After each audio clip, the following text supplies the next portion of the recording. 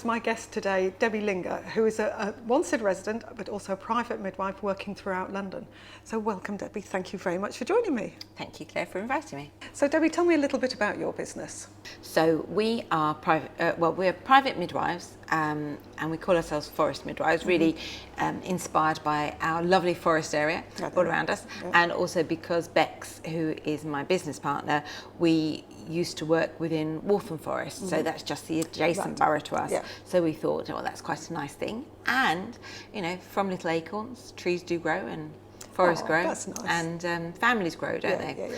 So we're really pleased that we can get to know women, you know, really closely throughout their pregnancy, and we can see women from very early on, once they're obviously they know they're pregnant. Although, in fact, actually, sometimes we are delighted to even find that we have people inquiring before they're pregnant, because because some women are actually trying to understand about choices, and I suppose it's that recognition that for every woman, obviously the journey for pregnancy is so unique. So finding out beforehand what can be expected through the NHS or through private care is really important for women. And I think what we've recognised so often is that sometimes it's just an assumption that women know what's on offer, and they may not. So sometimes it just is such an overwhelming experience to have that booking appointment, understanding about, you know, the next 4 weeks, the next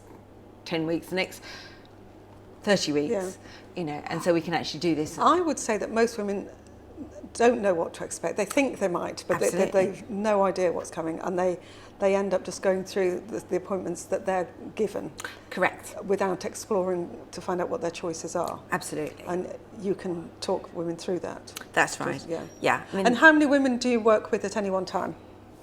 Well, I would prefer to sort of identify it by on a monthly basis. So broadly speaking, we have 3 women a month who are booked to have their baby in that month, let's say. So, you know, we know over a number of months that we've got women in, where are we now?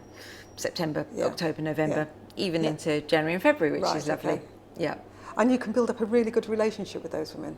Absolutely. And get a good understanding of what their fears are. I mean, and we recognise, because there is so much of sort of the unknown, but the known, we're able to walk that journey with women, and because fortunate we're able to spend the time with women, you know, we aren't restricted. You know, we recognise fully that we're in a very lucky position, that we're not running a busy clinic where you have 15-20 minutes.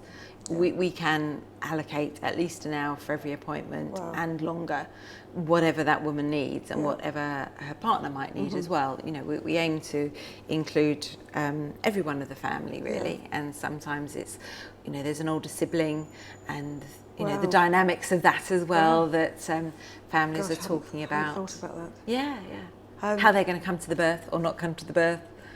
Little people involved.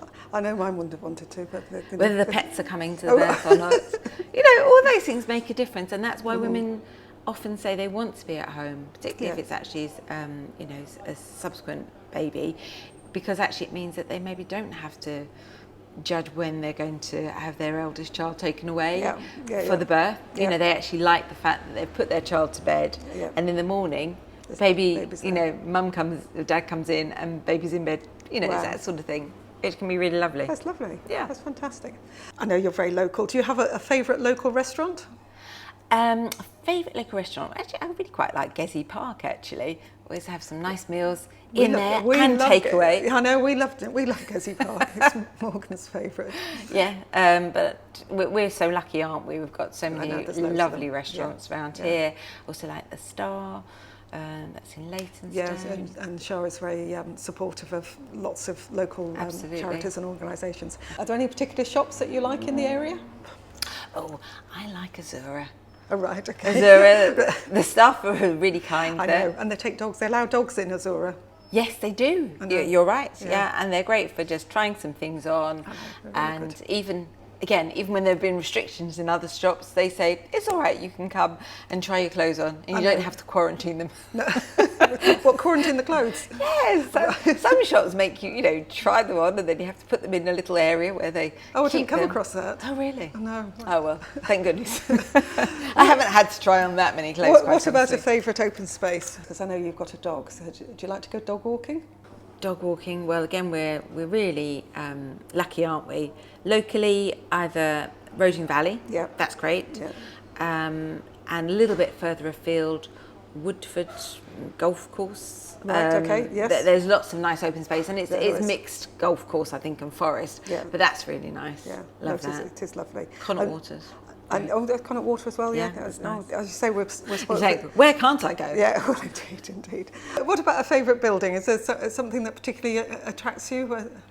In Wanstead? No, but I'll tell you a recent find. Go on. Leighton, the Great Hall in Leighton. So it's called Leighton Great Hall. And where's that? On the High Road and Adelaide Road. Right. It's recently reopened. Yeah. And what is it?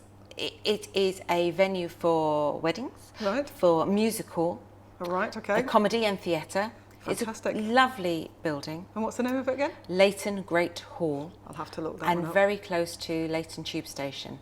That's 1896 There you it was go. built, and it's been refurbished, fantastic. and it's beautiful. I'll go and have a look at that. So have a look. I will, You must. indeed. And I don't know the name of the chap who organised the event, but it opened last Thursday. Right, okay. So there was this lovely cabaret open night, which is great. Missed that. I know. Had I realised that it was going to be such an amazing event, I would have asked even more people to come along. Never mind. I'll still try and get there. So thanks very much for coming in to see me. And if people want to get in touch with you, how can they do that? They could either look me up by my name, or we are known as Forest Midwives. Forest Midwives. Yes. Okay. All right. Thank you very much. Thank you very much.